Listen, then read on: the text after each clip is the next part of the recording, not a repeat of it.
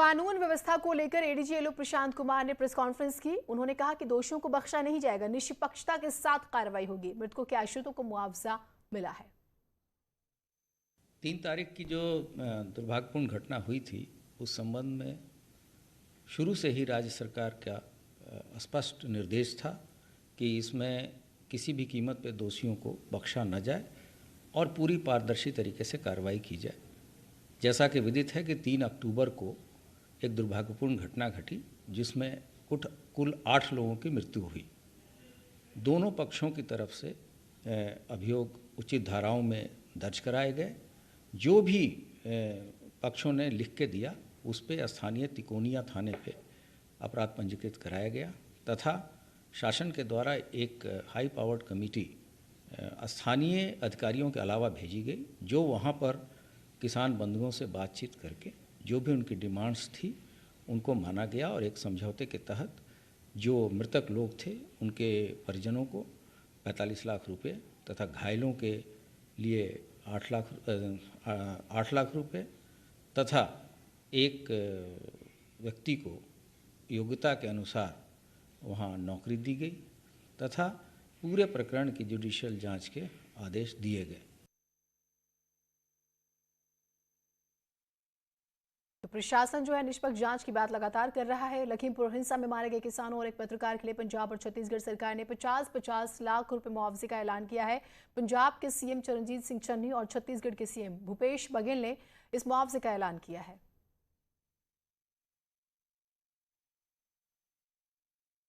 राहुल गांधी जी से चर्चा की है कि जो किसान जिनको कातलाना हमला करके मारा गया है, जो शहीद हुए हैं, उनके साथ, उनके परिवार के साथ हम खड़े हों। सो मैं पंजाब सरकार की तरफ से जो मारे गए हैं उनके परिवारों को 50 लाख रुपया पर फैमिली, इंक्लूडिंग पत्रकार जिनको मारा गया है, इन सब लोगों को 50 लाख रुपए पर फैमिली हम पंजाब सरकार की तरफ से देंगे। और छत्तीसगढ़ धान का कटोरा कहलाता है, किसानों का प्रदेश छत्तीसगढ़ भी है, तो इस दुख में हम सबको खड़ा होना है, दुख बांटने का काम हम सबको करना है। और इसलिए छत्तीसगढ़ सरकार की ओर से प्रत्येक परिवार को, प्रत्येक किसान को 50 लाख रुपया, जिसके परिवार में अपने सदस्य को खोया है, और साथ ही उस पत्रकार के परिवार को भी 50 लाख रुपया देने की छत्तीसगढ़ सरकार की ओर से। सूत्रों के हवाले से बड़ी खबर आ रही है कि अजय मिश्रा से इस्तीफा नहीं मांगेगी बीजेपी। सूत्र ये कह रहे हैं इस्तीफा नहीं मांगेगी बीजेपी।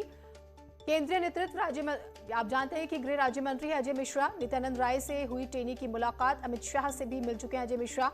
दरअसल दोपहर में ये 30 मिनट की मुलाकात हुई थी। उसके बाद 2 बातें सामने आई थी। पहली तो ये कि इस्तीफा नहीं लिया जाएगा, दूसरी बात ये सामने आई थी कि वो हर तरह की जांच में सहयोग करेंगे, वो भी और उनका बेटा भी। और ये एक शर्त के तौर पर ये बात सामने आई थी कि वो सहयोग करेंगे जांच में, लिहाजा इस्तीफे की जरूरत नहीं है। ऐसी खबरें आ रही है सूत्रों के हवाले से कि इस्तीफा फिलहाल तो बीजेपी नहीं लेगी, जांच जरूर होगी और जांच में सहयोग करेंगे और जो मामला सामने आएगा उसके बाद फिर भविष्य की तस्वीर साफ होगी। लेकिन बड़ी खबर अभी ये है कि केंद्रीय गृह राज्य मंत्री अजय मिश्रा से इस्तीफा बीजेपी नहीं लेगी। 7 जुलाई को ही मंत्री पद, आप जानते हैं, उन्हें मंत्री बनाया गया था। काफी उस वक्त भी चर्चा में आए थे, बड़ा चेहरा माने गए और उनके साथ एक बड़ा वोट बैंक भी साथ आएगा। ये जब मंत्रिमंडल विस्तार हुआ था तो आप जानते हैं कि अब की बार ओबीसी सरकार काफी ज्यादा चर्चा में रही। अब यहाँ पे खबर आ रही है कि अजय मिश्रा से इस्तीफा नहीं लिया जाएगा। वो मिले गृह मंत्री अमित शाह से, आधा घंटा, पूरे 30 मिनट उनकी मुलाकात हुई है। 2 बातें सामने आई, इस्तीफा नहीं होगा, दूसरी बात जांच में सहयोग करेंगे।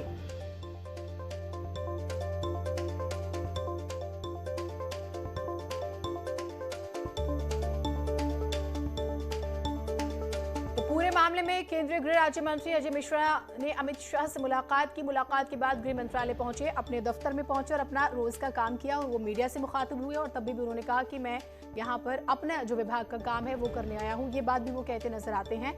और सबसे बड़ी बात ये देखिए, इस्तीफा तो नहीं होगा, ये पहली बात साफ हो गई और ये अपने आप में बहुत बड़ी खबर है क्योंकि उनके इस्तीफे की ही मांग लगातार हो रही है। तो ये बात तो साफ हो गई कि इस्तीफा नहीं होगा, ये खबर आ रही है। 30 मिनट तक मुलाकात चली थी, ये हम आपको लगातार बता रहे हैं। दोपहर में ही मुलाकात हुई थी। वैसे न्यूज़ 18 ने आपको कल ही बता दिया था शाम को कि उन्हें दिल्ली तलब किया गया है। तो ये आज क्या हुआ वो हम आपको बता रहे हैं।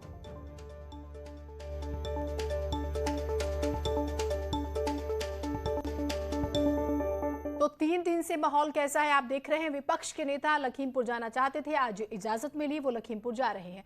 बीजेपी के प्रवक्ता संबित पात्रा ने पूरे मामले में विपक्ष पर निशाना साधते हुए इसे सियासी पर्यटन करार दिया है। राहुल गांधी जी ने पुनः वही किया जो राहुल गांधी हर बार करते हैं, गैर जिम्मेदाराना रवैया, इररेस्पॉन्सिबिलिटी। Irresponsibility has become the second name of Mr. Rahul Gandhi. गैर जिम्मेदाराना रवैया, अधैर्यपूर्ण रवैया, अशांति को भंग करना और भ्रम फैलाना, यही राहुल गांधी जी का मुख्य ध्येय और मुख्य उद्देश्य रह गया है। हिंसा ना फैले, शांति बनी रहे, यही भारतीय जनता पार्टी और मुझे लगता है जो लोग भी जिम्मेदार हैं, यही उनका कर्तव्य है। तो राहुल गांधी अधैर्य पूर्व रवैया अपना रहे हैं, यानी कि उनमें धैर्य नहीं है, भ्रम फैला रहे हैं, यानी कि जिस तरह का माहौल बना हुआ है वो राहुल गांधी रिस्पॉन्सिबल है और अशांति फैलाना चाहते हैं। शुरुआत में विपक्ष को इजाजत नहीं दी गई तो यही कहा गया कि विपक्ष जो है माहौल खराब करेगा, लेकिन अब 3 दिन बाद इजाजत दी गई है। और आज संबित पात्रा ने क्या कहा वो आप सुन रहे थे।